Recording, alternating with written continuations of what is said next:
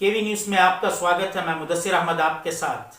आज हम आपको रूबरू करवाएंगे कर्नाटका रैतर संघ के कर्नाटका के मीडिया सेक्रेटरी आज हमारे साथ यहाँ उपस्थित हैं।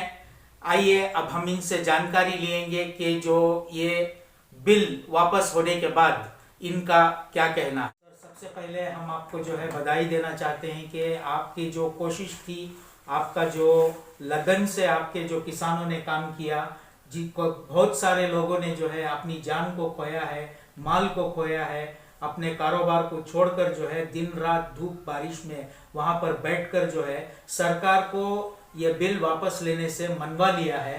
तो इसके बारे में हम आपसे दो शब्द सुनना चाहते हैं सर। पहला चीज़ आपके मुबारकबाद के लिए मैं धन्यवाद बोलता हूँ।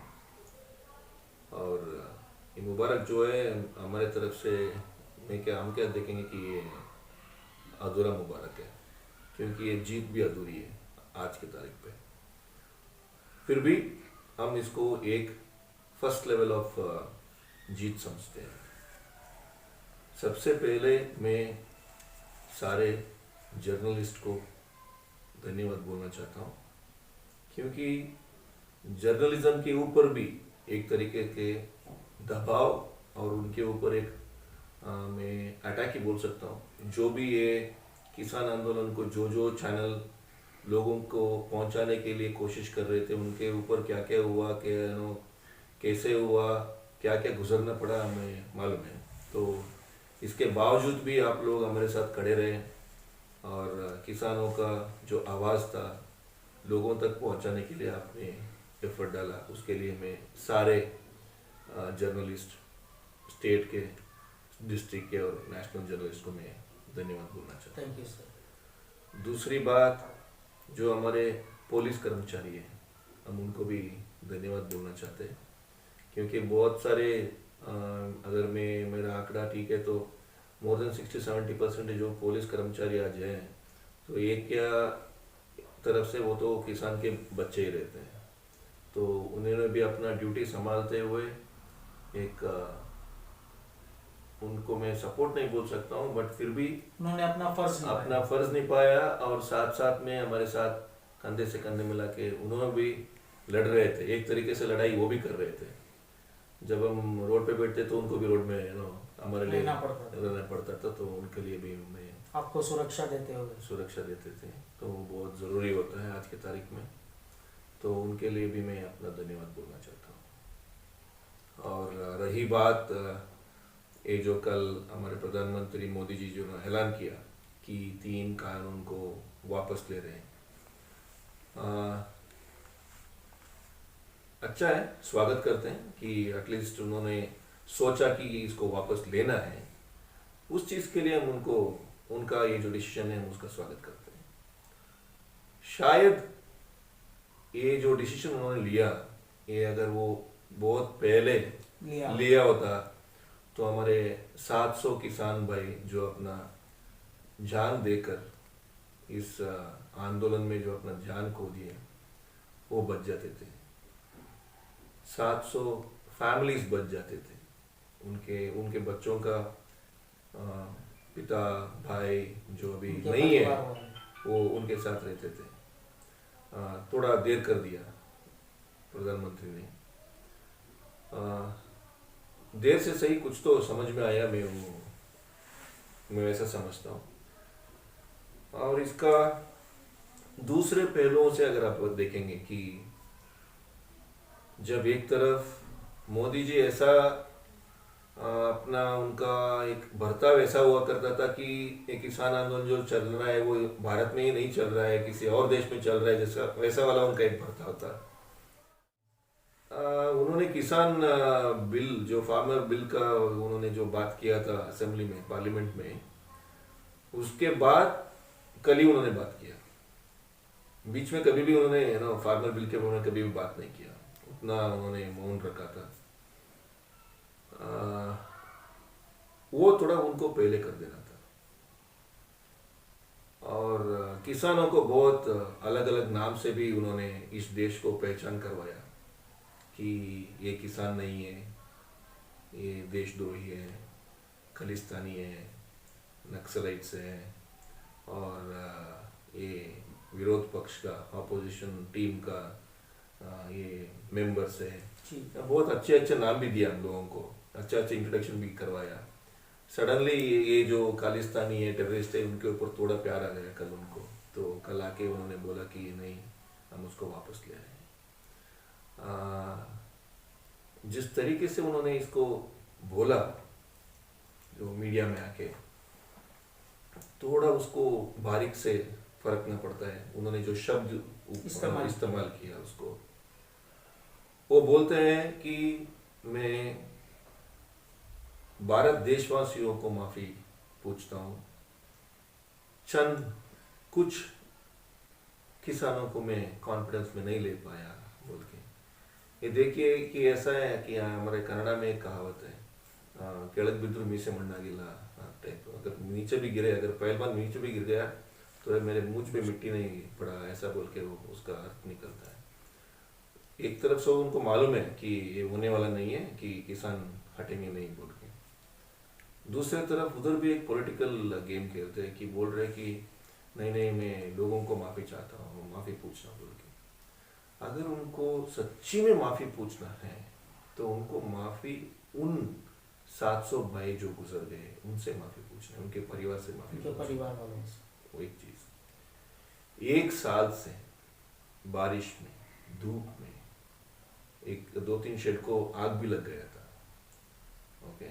और ये लखीमपुर केरी में जो इनके एमपी के बच्चे ने जो पीछे से आके जो जीप चला के एक 6 से 7 किसानों की मौत हुई, उनको क्षमा पूछना चाहिए।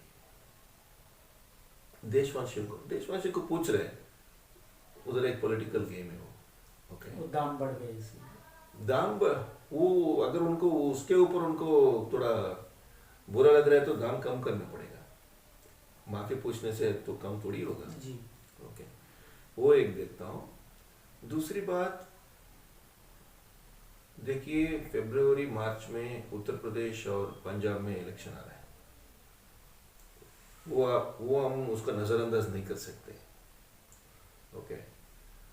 पंजाब में देखिए, अभी कैप्टन नहीं है उधर, कांग्रेस छोड़ के बाहर आ गए जो चीफ मिनिस्टर थे, बिकॉज ऑफ नवजोत सिंह सिद्धू के वो उनका एक कुछ तो चल रहा था कि वो थोड़ा आगे आ गए तो इनको बुरा लगा तो वापस आ गए, बाहर आ गए। तो अभी वो आई थिंक इंडिपेंडेंटली अपना इलेक्शन लड़ने जा रहे हैं। एंड जिस तरीके से वो अमित शाह जी को मिल के बात कर रहे हैं तो ये तो लगता है कि समवेयर उनका अंडरस्टैंडिंग में इलेक्शन होगा, इन दोनों के बीच में कुछ अंडरस्टैंडिंग चल के। एंड कैप्टन जी जो है वो एक स्टेट का चीफ मिनिस्टर रह चुके हैं एंड खुद डिफेंस में थे, तो उनको ग्राउंड लेवल से इंफॉर्मेशन कैसे लेना है उनको बहुत अच्छी तरह से मालूम है। इधर एक तरफ इंटेलिजेंस की तरफ से, एक एडमिनिस्ट्रेशन की तरफ से, दूसरे उनका ट्रेंड जो थे उसके तरफ से भी उनको इंफॉर्मेशन अच्छी तरह से, तो वो पहुंच गया है। उनको मालूम हुआ कि अगर हाल ही यही स्थिति रख के इलेक्शन लड़ा जाए, किसान बिल ऐसे ही रख के अगर हम इलेक्शन में जाएंगे तो पंजाब में नतीजा क्या होगा? जो उनको जैसा नतीजा चाहिए वो होने वाला आने वाला नहीं है बोल के, तो वो उनका तो थोड़ा इंफॉर्मेशन था। और ऑन द अदर साइड अगर आप उत्तर प्रदेश में देखेंगे तो उत्तर प्रदेश में क्या हो रहा है, बीजेपी के जो एमपीज है, एमएलए से कोई भी फंक्शन चल रहा है तो उधर किसान जाके नहीं तो काला झंडा दिखा रहे हैं, उसका विरोध कर रहे हैं, कहीं कहीं तो वो प्रोग्राम होने भी नहीं दे रहा है, तो वो विरोध भी है। एंड हमें एक टेक्निकल पॉइंट ये नजर में रखना चाहिए कि Uttar Pradesh is a deciding factor for Indian politics. जी सर। तो उसको ये रिस्क में डालना नहीं चाहते थे, तो ये सब मन में रख के और हमारे पंजाब भाई को खुश करने के लिए गुरु नानक जयंती पे सुबह पे आकर इन्होंने ऐलान किया कि मैं वापस ले रहा हूँ, ओके। हमारे हिसाब से हम इसको कैसे देखते हैं, ये सिर्फ एक घोषणा है। कोरोना का सिचुएशन को आपने उतनी अच्छी तरह से यूज करके बिना सब्जेक्ट को पार्लियामेंट के डिस्कशन के लिए लेके आने से लिए बिना आपने जो सुग्रीवाज्ञा के मूलक आपने इसको पास किया था, वैसे ही ये बिल वापस असेंबली में पार्लियामेंट में रख के इसको आपको वापस लेना पड़ेगा, तब जाके ये कंप्लीट होता है। पॉइंट 1। और जैसे कि आपको मालूम है कि बहुत सारे लोगों को ये मालूम भी नहीं है, स्पेशली कॉमन मैन को, कि दिल्ली का जो आंदोलन चल रहा था वो किस चीज के लिए हो रहा था, क्यों हो रहा था, उसका डिटेल इंफॉर्मेशन अभी भी बहुत सारे लोगों को नहीं है। तो उन्होंने अभी ये जो ऐलान किया है कि हम कानून वापस ले रहे हैं, तो आम आदमी समझता है कि वो उन्होंने वो कुछ हड़ताल कर रहे थे कि आंदोलन कर रहे थे, तो इन्होंने ले लिया तो किसान जीत गए तो खत्म हो गया। नो, ऐसा नहीं है। जो किसान आंदोलन के लिए उधर बैठे थे, ये 3 कानून तो है ही, इसके साथ साथ ये भी पूछ रहे थे कि मिनिमम सपोर्ट प्राइस जो हम बोलते हैं, उस लिस्ट में अभी 25 आइटम्स है, मगर उसमें वेजिटेबल्स नहीं है, कोई भी वेजिटेबल्स नहीं है, फ्रूट ग्रोवर्स नहीं है, फ्लावर ग्रोवर्स नहीं है, कोकोनट्स नहीं है, ऐसे बहुत सारे नहीं है। तो हम क्या बोल रहे हैं, आप उसको और एमएसपी के अंदर लेके जाओ, उसके साथ उसको जोड़ो। अगर कोई भी किसान अगर जमीन से कुछ उगा रहा है तो वो एमएसपी के लिस्ट में रहना चाहिए जी। उसको एक साइंटिफिकल प्राइस डिसाइड करो, डिसाइड करके वो प्राइस को आप लीगलाइज कर दो, तब जाके क्या होता है। अभी क्या होता है मार्केट में, या जो बायर खेत में आता है, हमने कुछ वेजिटेबल्स उगाए हैं, उधर आके वो भाव पूछता है, इधर आके मंडी में लेके आता है, उसका अलग भाव रखता है। तो जो उगा रहा है वो भी कमा नहीं रहा है, जो खा रहे हैं जैसे कि हम लोग, वो भी बहुत पैसा दे रहे हैं, बीच में जो खा रहा है वो मिडिल मैन है। तो हम इसलिए क्या बोल रहे हैं, अगर आप अभी समझो कि पैडी के लिए 1880 रुपीज पर क्विंटल है अभी जो एमएसपी है लागू है, मगर मार्केट में 1400, 1500, 1300 के लिए वो परचेज कर रहे हैं। तो हम क्या बोल रहे हैं, 1880 के नीचे कोई भी परचेस नहीं करना, उसको लीगलाइज कर दो। ओके, अगर कोई 1880 के नीचे लेता है, it should become punishable act under law, हम उसके ऊपर लीगली एक्शन लेना चाहिए। ऐसा करके छोड़ दिया तो क्या होता है, कल आप एपीएमसी में भेजो या खुले मार्केट में भेजो, किसी को भी भेजो, मुझे ये गारंटी है कि मेरे ये जो मैं जो वेजिटेबल्स उगाया, फ्लावर उगाया, या मैंने गेहूं उगाया, जो भी है, मुझे इतना तो मिलेगा बोल के मुझे गारंटी है। आपको क्या देखना है, इस देश का आज भी पॉपुलेशन 65% फार्मर्स है, ओके, 35% बिजनेसमैन सैलरीड हो सकता है। ओके, वो बिजनेस में भी बहुत सारे फार्म रिलेटेड प्रोडक्ट ही आते हैं वापस फैक्ट्री में, जैसे कि आईटीसी, उधर टमाटो ग्रो करते हैं लीव्स, इधर आईटीसी फैक्ट्री में आता है, उधर टमाटो उगाते हैं तो इधर केचप में बनता है, तो वो भी रिलेटेड ही होता है कहीं ना कहीं। तो आपके सारे बिल इस देश का मेजॉरिटी पॉपुलेशन जो है उनके ऊपर केंद्रीकृत करना है, फोकस करना है। अगर उनको अगर आप इकोनॉमिकली ऊपर लेके आएंगे, तब जाके ऑटोमेटिकली इस देश की इकोनॉमी ऊपर आएगा। ये छोटी सी बात है, ये लोग इसलिए नहीं करते, जब तक आप किसान को भूखा रखो तब तक वो आपका वोट बैंक है ना। आप सब्सिडी डिक्लेयर करो, वो सब्सिडी पीछे के डोर से वो भी काटो। इनको बहुत सारा एवेन्यूज है अभी पैसा खाने के लिए। ओके, एमएसपी को कानून के अंदर ले आके एक 3, 4, 5 साल में आप देखो सर, मैं बोलता हूँ इस देश का किसान अमीर हो जाता है। आज सत्ता में जो मिनिस्टर्स हैं, और आपने कहीं देखा भी होगा कि बहुत सारे रूलिंग पार्टी के एमपीज एमएलए ये बात कर रहे थे कि ये किसान कार में आ रहा है। अरे किसान कार में गुना है? किसान का जो उगाया हुआ ले आके मार्केट में बेच के जो दलाल का काम करता है वो कार में आ सकता है। ओके, वो प्रोडक्ट रिटेल मार्केट में बेच के जो कमीशन खाता है वो कार में आ सकता है, उसको आने वाले कार में आ सकते हैं, मगर जो उसको उगाया वो कार में नहीं आना है। तो इनका सोच ऐसा है कि उसको फटे कपड़े में आना है, गंदे कपड़े में आना है, बिना स्लीपर में आना है तो किसान है। तो इनका सोच देखो को मैं क्या बोलता हूँ, इनके सोच में ही किसान को आर्थिक व्यवस्था की तरफ से वो उनको एक मजबूत करने का सोच ही नहीं है, तो क्या सोचेंगे उनको बढ़ाने के लिए? तो इसका मतलब सोच बदलना है पहले। किसान के अच्छे दिन अभी नहीं आए। आपको तो अच्छी तरह से मालूम है, ये जो कल इन्होंने अनाउंसमेंट किया है, जैसे मैं पहले भी बोला, ये वन स्टेप ऑफ जीत है। इलेक्ट्रिसिटी बिल के बारे में इन्होंने बात नहीं किया, सीड बिल के बारे में बात नहीं किया, फर्टिलाइजर बिल को टच नहीं किया इन्होंने, एमएसपी को कानून के अंदर के लेके आने के लिए बात नहीं किया, ये सब बात नहीं किया इन्होंने। ओके, ये सिर्फ तीन कृषि कानून का आंदोलन नहीं था, ये बहुत सारी चीजें, बिकॉज ये सब डायरेक्टली पड़ता है मुझे। अभी देखो, आप डीजल पेट्रोल बढ़ा दिए तो मेरा ट्रैक्टर का टिलर का भाव बढ़ गया, आप फर्टिलाइजर का भाव बढ़ा दिए तो मेरा investment on expense on my growth का जो है, जो मैं उगाने के लिए मुझे खर्चा पड़ता था वो बढ़ गया।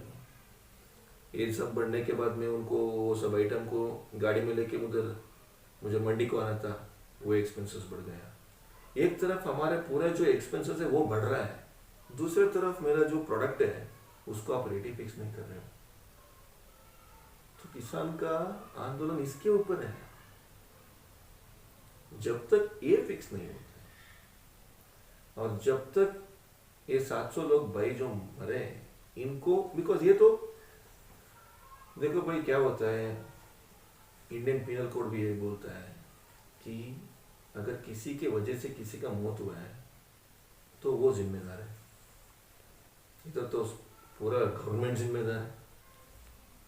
ओके, अभी गवर्नमेंट को ले जाके पनिश तो नहीं कर सकते, मगर गवर्नमेंट एक काम कर सकता है, जो 700 भाई जो हमारा किसान भाई जो अपना जान देकर जो ये आंदोलन में खड़े रहे थे उनको कुछ अच्छा करो, पॉइंट वन।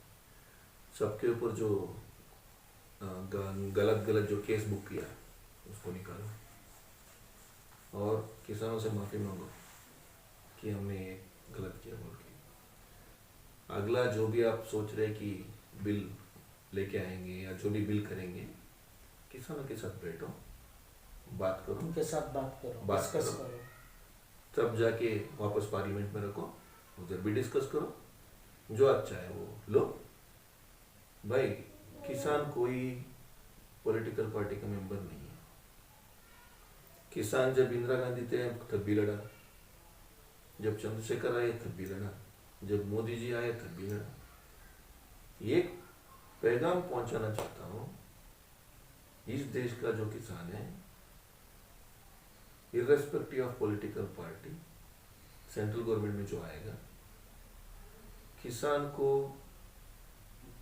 जो प्रो उनका अगेंस्ट कोई आप बिल लेके आओगे, कश्मीर से लेकर कन्याकुमारी तक, इधर गुजरात से लेकर उस तरफ असम मिजोरम तक, मजहब जाति सब छोड़ के, हम लोगों को एक ही जाति है, किसान जाति, सब साथ में खड़ा होके उस बिल का विरोध करेंगे। अगर आगे आपके साथ में कुछ धोखा हो गया तो क्या आप लोग जो है जिस तरह अब एकजुट होकर एक जगह बैठकर जो है हड़ताल की थी, तो क्या इसको जारी रखेंगे? हड़ताल तो हम वापस ले ही नहीं है, तो जारी रखने के बाद क्या, हमारा हड़ताल जारी है। जारी है। अभी आप जो पूछा कि अगर धोखा हो गया बोल के, तो नरेंद्र मोदी जी का नाम तो पूरे दुनिया में वैसे भी वो एक पॉपुलर फिगर है। ओके, हम तो उसको ना नहीं बोल सकते हैं। तो इतना पॉपुलर फिगर होने के बाद अपने बात से मुड़ना, अगर उनको जायज लगता है तो वो करने दो, नहीं तो उनका जो रेपुटेशन ग्लोबल मार्केट में एक अच्छा रेपुटेशन बना के जो रखा है अगर उसको कायम रखना कायम रखना है तो उनके जो बात है वो उनके ऊपर अड़े रहेंगे. He will maintain that stand. And आगे आने वाले इलेक्शन को नजर में रखते हुए एंड उनका एक पर्सनालिटी जो वो नजर में रखते हुए मैं ये सोचता हूँ कि उनका जो कल का जो अनाउंसमेंट है उससे पीछे नहीं हटेंगे. उम्मीद है आपको? हाँ, उम्मीद है. एक देखो भाई, एक देश का प्रधानमंत्री को आप उसके ऊपर भरोसा करना है. ओके, वो कोई भी पार्टी को, हमारे देश का प्रधानमंत्री वो बोला है तो हम उसको ट्रस्ट करेंगे ना. जब उससे वो अगर उसको नहीं करते तब वो अलग बात है. अभी वेट करेंगे कि वो बोले कि आने वाले पार्लियामेंट में प्लेस करके उसको रिपील करेंगे बोल के. तो अभी जो फिलहाल आधा जीत जो मिला है तो आधा खुशी में है.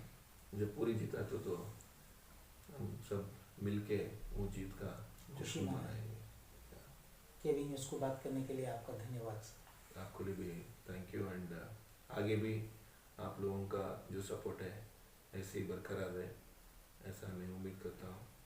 एंड केवी न्यूज़ वाले जितने भी लोग आपके जो व्यूवर्स है सब्सक्राइबर्स हैं ये जो देखकर हमें ये न्यूज़ देखने के तरफ से जो हमें सपोर्ट किया उन लोगों को भी मैं अपनी तरफ से धन्यवाद बोलता हूँ. Thank you.